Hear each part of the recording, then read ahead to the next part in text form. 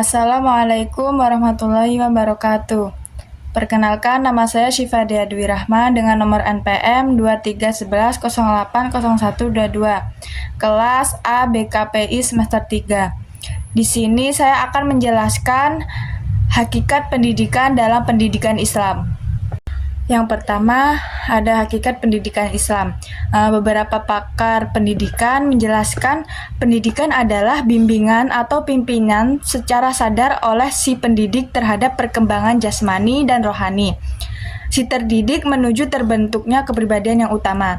Pendidikan Islam adalah sebuah proses bimbingan dan pembinaan semaksimal mungkin yang diberikan kepada seseorang melalui ajaran Islam agar orang tersebut tumbuh dan berkembang sesuai tujuan yang diharapkan. Menurut Yusuf Al-Qaradawi, sebagaimana dikutip, Basori Muhsin, Moh Suton, dan Abdul Wahid mengemukakan pendidikan Islam merupakan pendidikan manusia seutuhnya, rohani dan jasmaninya, akhlak dan keterampilannya. Karena itu, pendidikan Islam memiliki peran atau fungsi menyiapkan manusia untuk hidup secara baik dalam keadaan damai agar bisa menghadapi masyarakat dengan segala sifat dinamis yang melekat pada diri masyarakat tersebut. Selanjutnya, saya akan menjelaskan sifat-sifat ilmu pendidikan. Ilmu pendidikan termasuk ilmu pengetahuan empiris yang diangkat dari pengalaman pendidikan, kemudian disusun secara teoritis untuk digunakan secara praktis. Sebagaimana setiap ilmu mempunyai sifat masing-masing, begitu juga dengan ilmu pendidikan. Sifat ilmu pendidikan diantaranya yaitu yang pertama ada ilmu pendidikan sebagai ilmu normatif dan ilmu pendidikan sebagai ilmu teoritis dan praktis. Ilmu pendidikan sebagai ilmu normatif, ilmu pendidikan itu selalu berurusan dengan soal siapakah manusia itu. Yang kedua ada ilmu pendidikan sebagai ilmu yang bersifat teoritis dan praktis. Dalam ilmu mendidik, teoritis para cerdik pandai mengatur dan mensistematiskan di dalam sewa pikirnya masalah yang tersusun sebagai pola pemikiran pendidikan. Gunning berkata, teori tanpa praktek adalah baik pada human cerdik. Cendekiawan dan praktik tanpa teori hanya terdapat pada orang gila. Namun alangkah baiknya ilmu pendidikan itu dilakukan dengan cara teori dan praktek secara bersama-sama. Yang selanjutnya ada tujuan hakikat pendidikan. Tujuan hakikat pendidikan yang dimaksud dengan tujuan pendidikan Islam adalah perubahan yang diingini, yang diusahakan oleh proses pendidikan atau usaha pendidikan untuk mencapainya. Falsafah pendidikan Islam mengatakan bahwa ada 3 prinsip dalam mengembangkan tujuan pendidikan Islam. Yang pertama itu ada prinsip universal, yang kedua ada prinsip keseimbangan dan kesederhanaan, dan yang ketiga ada prinsip kejelasan. Tujuan pendidikan merupakan masalah sentral dalam proses pendidikan. Hal itu karena tujuan pendidikan mengarahkan perbuatan mendidik, sehingga tujuan pendidikan harus dirumuskan secara jelas. Tujuan pendidikan yaitu yang pertama, pendidikan bertujuan meningkatkan kerohanian manusia. Yang kedua, pendidikan bertujuan untuk meningkatkan kecerdasan manusia. Yang ketiga, pendidikan bertujuan untuk meningkatkan kemasyarakatan. Keempat, penguasaan keterampilan sesuai pada zamannya. Dan yang kelima, memperoleh lapangan pekerjaan yang digunakan untuk mencari penghidupan.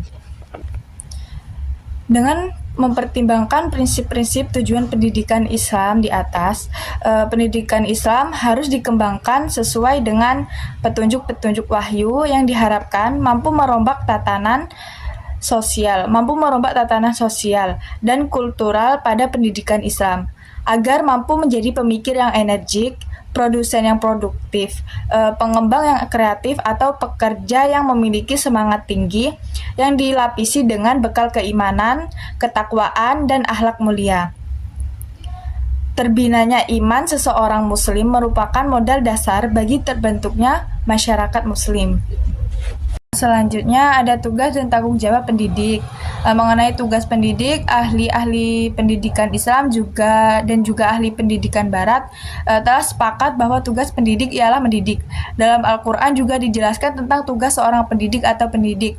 Al-Quran telah mengisyaratkan peran para nabi dan pengikutnya dalam pendidikan dan fungsi fundamental mereka dalam pengkajian ilmu-ilmu ilahi serta aplikasinya.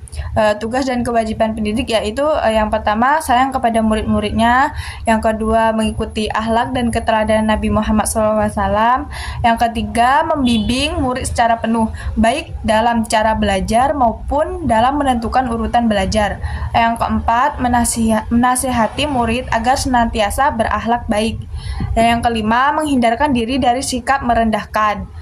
Keenam, menjaga agar materi yang diajarkan sesuai dengan tingkat kemampuan murid. Yang ketujuh, memilih mata pelajaran yang sesuai untuk murid. Dan yang terakhir, mengamalkan ilmunya. Ada beberapa hal penting yang perlu ditampilkan ke permukaan dari teori Al-Ghazali mengenai pendidik tersebut. Di antaranya, yang pertama itu ada mengajar dengan kasih sayang. Yang kedua, memperhatikan tingkat kemampuan anak. Pelajaran harus dimulai dari materi-materi yang sesuai dengan tingkat kemampuan pemahaman anak. Yang ketiga, memberi nasihat dengan kiasan atau kasih sayang dalam memberi nasihat kepada murid. Tidak boleh langsung atau secara belak-belakan, tetapi harus dimulai dengan kiasan dan menyampaikannya secara sopan dan lembut. Yang keempat, berakhlak mulia, karena pendidik akan ditiru dan diteladani oleh murid. Yang kelima, bersikap sebagai motivator. Setiap murid harus diusahakan berhasil memperoleh ilmu. Yang keenam, memperhatikan perbedaan individual anak-anak, termasuk yang kembar. Perbedaan antara yang satu dengan yang lainnya. Pendidik harus memperhatikannya dan menyesuaikan pelajaran dengan kondisi anak, agar benar-benar tepat diserap serta difahaminya dengan baik. Yang selanjutnya ada peran pendidik dalam pengajar. Peranan pertama meliputi peranan-peranan yang lebih spesifik, yaitu yang pertama guru sebagai model, yang kedua guru sebagai perencana, ketiga guru sebagai peramal, keempat guru sebagai pemimpin, dan yang kelima guru sebagai penunjuk jalan atau pembimbing ke arah pusat-pusat belajar. Dalam kaitan peranannya sebagai perencana, guru berkewajiban mengembangkan tujuan-tujuan pendidikan menjadi rencana-rencana yang operasional. Peranan tersebut menuntut agar perencanaan senantiasa direlevansikan dengan kondisi masyarakat, kebiasaan belajar siswa, pengalaman, dan pengetahuan siswa. Metode belajar yang serasi dan materi pelajaran yang sesuai dengan minatnya. Dan dalam urgensinya, pengembangan pendidikan dipandang penting dan diperlukan bagi suatu organisasi, antara lain dikarenakan adanya perencanaan diharapkan tumbuhnya suatu pengarahan kegiatan.